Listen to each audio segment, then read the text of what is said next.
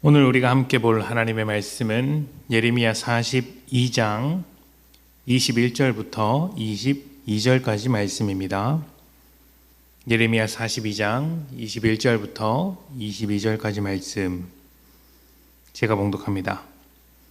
너희 하나님 여호와께서 나를 보내사 너희에게 명하신 말씀을 내가 오늘 너희에게 전하였어도 너희가 너희 하나님 여호와의 목소리를 도무지 순종하지 아니하였은즉 너희가 가서 머물려고 하는 곳에서 칼과 기근과 전염병에 죽을 줄 분명히 알지니라.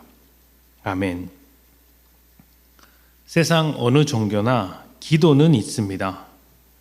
무속 종교에서 고등 종교에 이르기까지 그들이 믿는 신이라는 존재에게 간절한 마음을 담아 비는 기도는 사람이 가지고 있는 종교성을 가장 잘 보여주는 것이라 할 수 있습니다.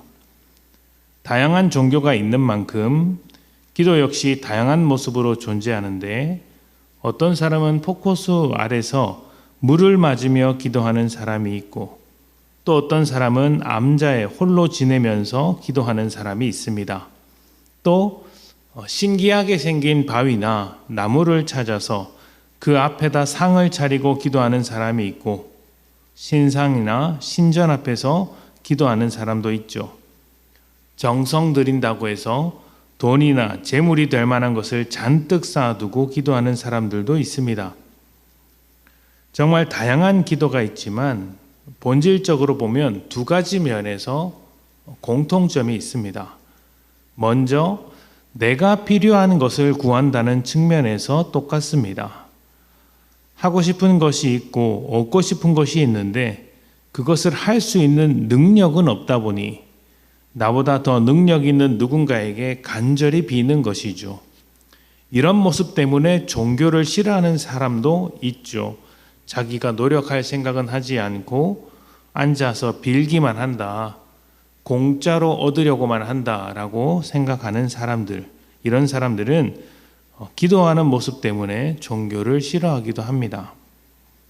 또 다른 공통점은 내가 얼마나 정성을 보여주느냐, 내가 얼마나 열심히 하느냐에 따라 기도의 결과가 달라진다는 것입니다. 간절히 원하는 만큼 정성을 보이면, 시간을 들이면, 노력을 하면, 돈과 재물을 바치면 응답이 빠르거나 확실하고 때로는 원하는 것보다 훨씬 더 많은 것을 준다고 합니다. 이런 공통점이 모든 종교가 가지고 있는 기도의 특징들인데 기독교는 다릅니다. 일단 그리스도인의 기도는 내가 필요한 것을 놓고 기도하는 것이 아니라 일용할 양식을 놓고 기도합니다.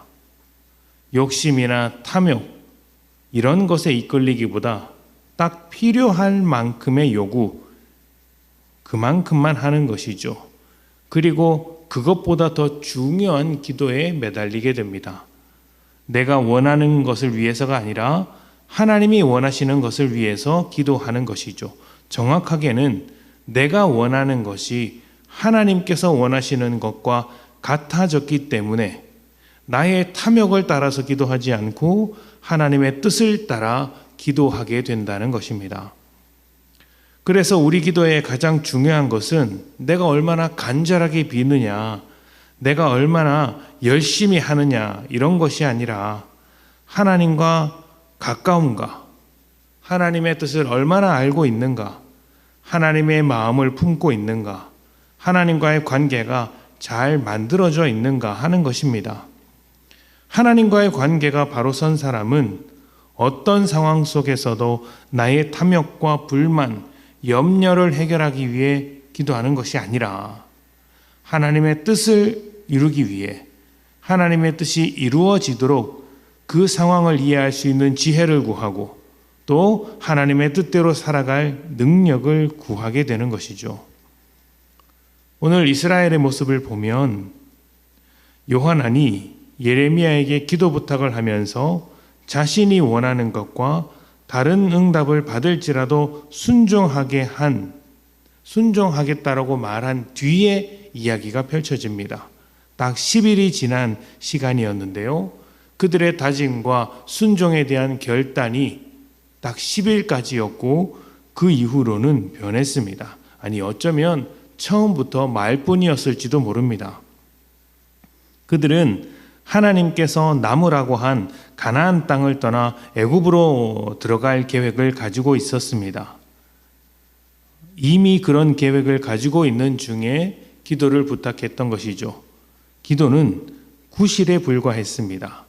그래서 기도했던 응답이 자신이 원했던 계획과 다르자 다른 응답이 찾아오자 순종하고자 했던 약속도 쉽게 저버렸던 것이죠. 기도는 우리의 모든 필요를 하나님께 아뢰는 것입니다. 그런데 착각하시면 안 됩니다. 우리의 모든 필요가 우리의 모든 소원과 소망이 하나님과 같아지는 게 먼저입니다. 무슨 의미일까요? 결국 기도라는 것은 우리의 필요를 따라 하나님께 구하는 것이 아니라 하나님의 뜻을 따라 우리를 구하는 것입니다. 우리는 하나님의 자녀이고 하나님의 백성이기 때문에 하나님과 같은 뜻을 가지고 살아갈 수 있도록 기도하는 것이죠. 하나님은 여러분의 삶이 하나님의 뜻을 따라 복되기를 바라십니다. 하나님은 여러분의 가정이 하나님의 뜻을 따라 화목하기를 바라십니다. 하나님은 여러분의 직장이 돈보다 하나님 나라를 추구하는 직장 되기를 원하십니다.